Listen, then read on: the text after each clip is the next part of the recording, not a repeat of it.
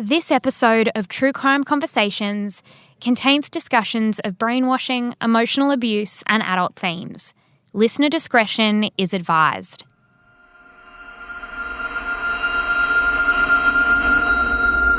It was early in the morning on August 14th, 1987.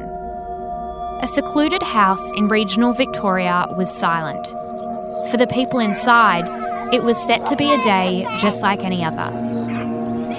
That was until the property, located on the edge of Lake Eildon, was stormed by federal police. Children cried and adults screamed. What the police discovered was damning enough to ensure that no one ever went back to that place. Not the kids, skinny with bleach blonde hair, or the indoctrinated adults who minded them. The children would learn that everything they thought they knew, from their age to who their parents were, was a lie. This wasn't their home. It was more like a prison.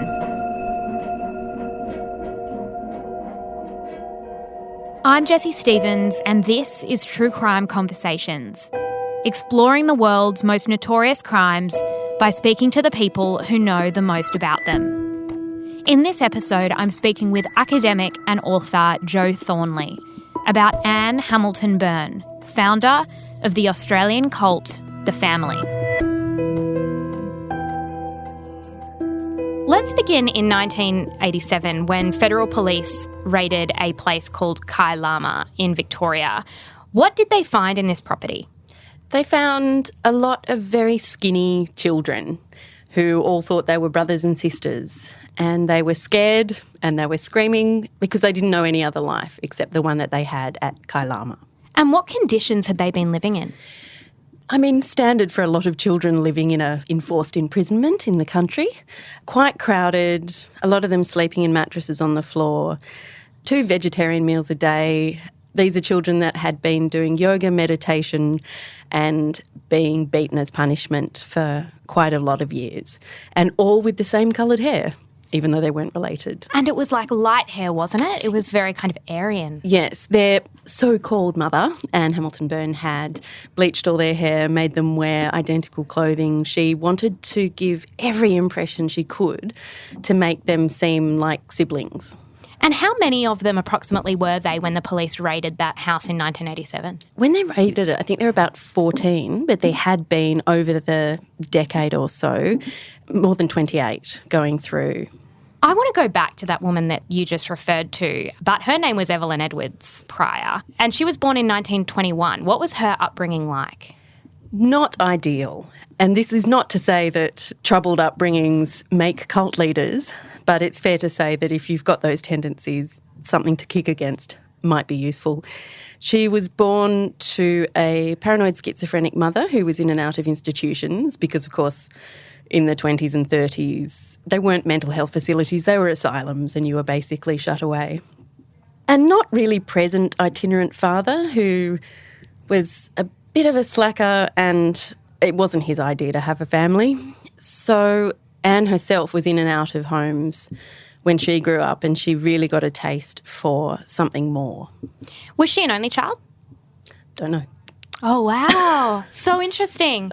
And so she was, when you say she was in and out of homes, was it that her mother obviously wasn't capable of taking care of her, so she was at sort of a foster system situation or family? Yes, and an orphanage a fair amount of the time because her parents weren't present or able to take care of her. I think it's reasonable to say that she really didn't get the love that nurtures children into normal functioning members of society. And as she grew older, that theme of love was interesting in terms of her relationships, and she married her first husband at 20. What was her relationship with men like? I think with her first husband, Lionel, it was, from what we know of it, fairly normal. She had one child, Judith, which is the only child that she ever actually gave birth to, but they wanted to also adopt from Bernardo's homes at the time, but they didn't get a chance because Lionel was killed in a car accident. So we don't know a whole lot about that relationship. But from then on, men were generally people that she could use, but a loving support system. She married Michael after that, who kind of helped her get an in to the society she wanted to infiltrate. And Bill after that, which is where the Byrne in Hamilton-Byrne comes from. And he idolised her and helped her form this picture of the perfect family. And when you say the society she wanted to infiltrate, was that a class thing? Did she feel as though she wanted to belong to a different class to the one she might have grown up in? 100%. And that was absolutely it. She changed the way she spoke. She changed her hair colour. She had facelifts and the, 50s and 60s style. And she wanted to be several tiers above what she thought was her, her birth station. She thought a good way to do that would be to both infiltrate the sort of academic high society by befriending those people and doctors and lawyers and psychologists, but on the other side, teach bored rich housewives yoga.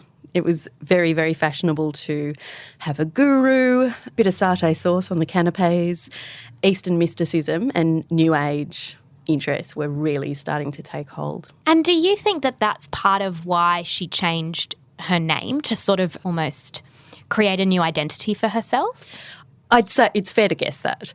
I mean, she tried a few different names. She was a Fiona MacDonald and I think she was a Michelle for a while. So there wasn't a lot of the authentic Evelyn Edwards left. It was very much airs and graces and putting on a show. It wasn't long after getting married that, as you say, Anne gave birth to her first and only biological daughter.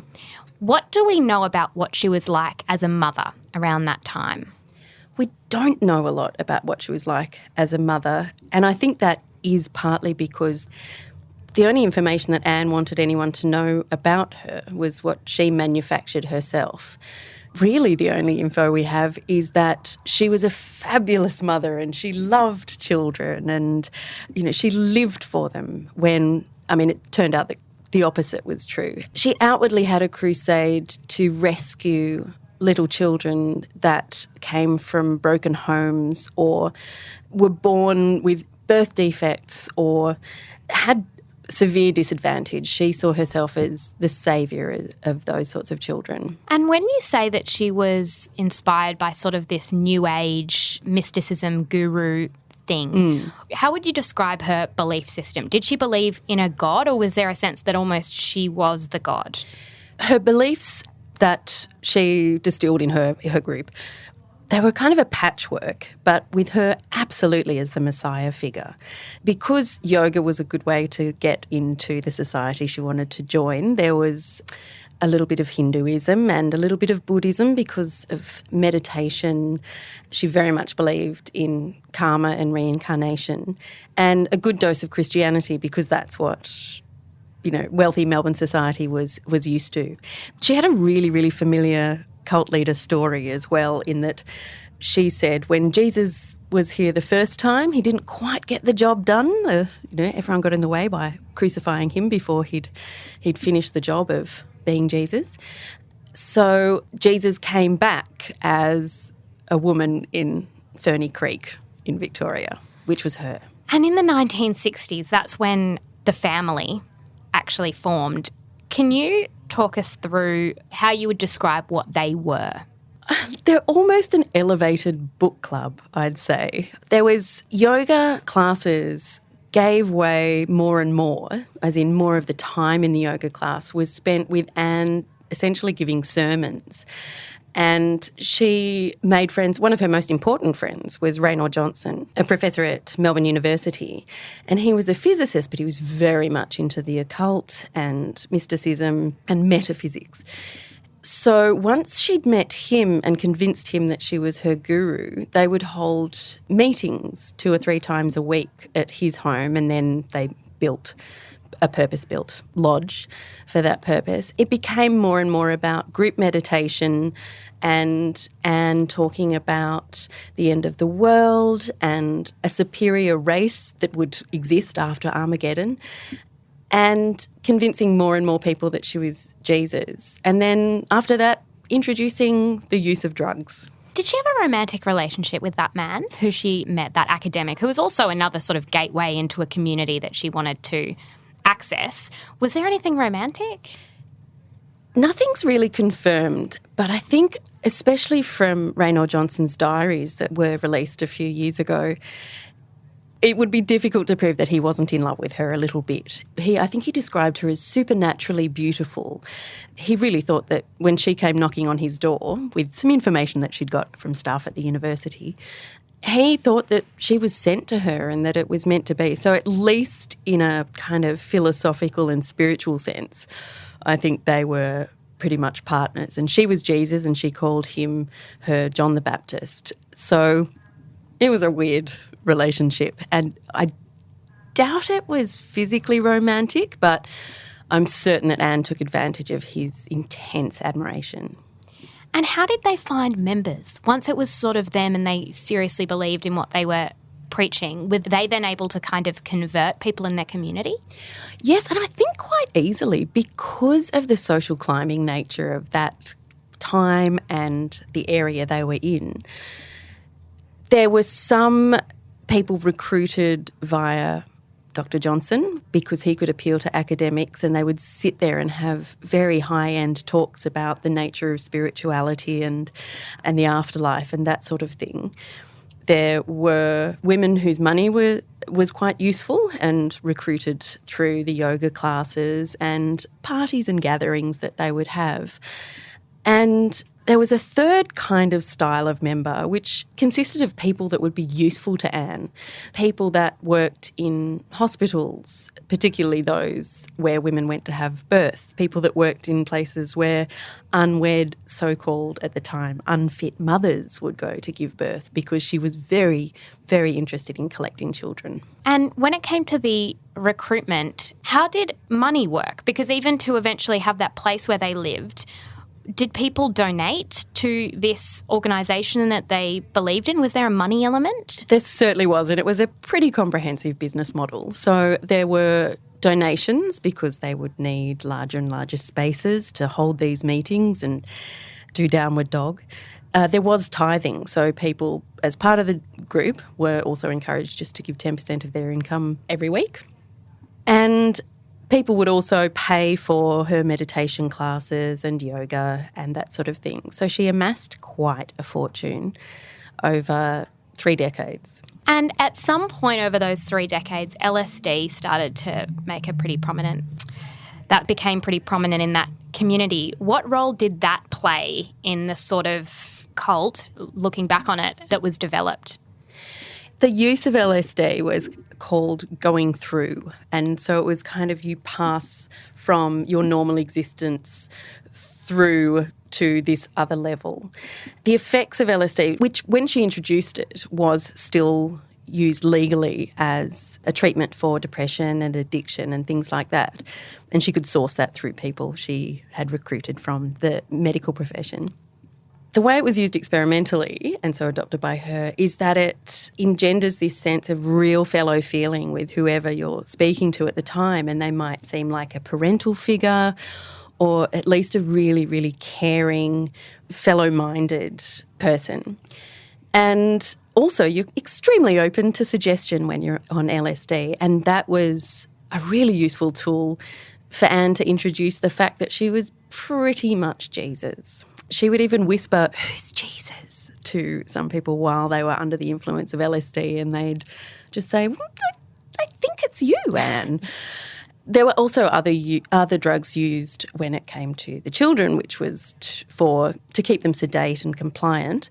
But LSD was definitely to help people feel like they were reaching another plane. And she would also tell them that it would kind of advance them a couple of levels in reincarnation. It would erase any of their bad karma and kind of get them through the velvet rope to the VIP reincarnation room. They wouldn't have to wait and go through all these levels. They could just go straight to the good place. You mentioned the children. Between 1968 and 1975, Anne acquired 14 infants and young children. How did she do that? Again, because she likes to spread things around, there are a couple of ways. Some of the children were the children of cult members. Because she was essentially God, and people that believe in a God do what God tells them to do, she would sometimes just point at their children and go, "I'll have that," and people that she'd befriended or members who were in the right industries would help her manufacture adoption paperwork. And another way, which is really, it's a really good illustration of who she was as a person. She would pinpoint women that society thought were unfit mothers, so unmarried, young, sometimes perhaps with mental health issues or addiction problems, and these women would turn up in the hospitals of places where cult members would work. And at the time, the laws were not particularly strict, so it was very easy to adopt a baby born to an unfit mother, and it was very difficult for those mothers to fight to have them back. So she pretty much just wandered around, saw children she liked and picked them out for herself. How did she treat them when they were then in her care? Was she sort of a sole carer? Was that what she was interested in, is building a relationship with these kids? Or was it almost more about ego and being a figure of motherhood rather than actually doing it? Robustly in option B there. She kept them at Kailama, or Up Top as it was, because it needed a whimsical name, I suppose. She wasn't really there a lot, and a lot of her followers were nicknamed aunties and uncles and instructed to go and care for the children. When Anne was there, if there was a camera running or if there was someone visiting, perhaps from the government because she'd registered it as a school, then it was all gorgeous children skipping and laughing and all love and smiles. But any other time, if Anne was there, there was a lot of punishment and quite violent punishment and a really repetitive daily routine of schooling, yoga, meditation, exercise, homework, bed, repeat. When Anne wasn't there, the aunties were left with instructions called Mummy's Book, which is probably as creepy as it sounds. They were just really, really detailed instructions regarding the care of the children. Not fed much, strictly vegetarian diet, and lots of rules. And even things like if you spoke out of turn or accidentally wet the bed, that might mean sleeping out in the cold shed overnight or being doused with cold water, and certainly being hit with a rod or sometimes Anne's fashionable shoes. Did they believe that she was their mother? 100%. Their biological mother? Yes. And there was paperwork to back it up. And they didn't know their real birthdays. If Anne acquired 3 children of roughly the same height or age at the same time, she'd just say, right, you guys are triplets. And they all had the surname Hamilton-Byrne. They all believed she was her mother, that she was their mother. And each one thought they had 13 siblings. They didn't have much access with the outside world, obviously. It was quite contained. Yet there was that education. What was that like? Was there sort of almost like a curriculum that they were teaching them in that homeschool environment? Was education paramount to what they actually did there? Yes. And, I mean, it was very much filtered education, and it was all as written in Mummy's Book. But if you see interviews with any of the children as adults, they're all really articulate, well-spoken and well-educated. I think that's just a lucky thing that comes from Anne's obsession with image. She just wouldn't have any of her children badly educated or overweight or badly behaved. I think that's one of the only ways that they had it good at Kailama, that they did get a decent education if filtered and closed off from, all the experiences that a normal education will give you. So they had authorities sort of the government would come and visit because it was a place that had been registered. What did they think when they came and visited and they see all these children who look the same, they've got the same coloured hair, they're of the same body shape, there's a lot of them. When the government came, wasn't there sort of a red flag there? A lot of people have the opinion that the government didn't pay enough attention or do enough until much later. But they were so well trained. Part of their daily routine, these children, was to practice for when inspectors came or when strangers came, which was a different reaction, running and hiding. My guess would be that the authorities would go for an inspection, see children that were playing outside happily and sitting quietly with lessons. They're well dressed and they have carers that take good care of them. I'm not sure that they were aware that they all thought they were siblings, but I'm sure to a brief inspection at least it would have looked like a functioning homeschooling outfit. And what were the facilities like in terms of where they slept and bathrooms and all that kind of stuff? What was the upkeep like on those sorts of rooms in the place that Anne Hamilton-Byrne was running? The children would sleep, a lot of them were on mattresses on the floor, and part of their daily routine would be to roll those up, stow them away, roll out their yoga mats, do their yoga and do a lot of chores. So I think it was fairly well kept, but not big enough for that many children.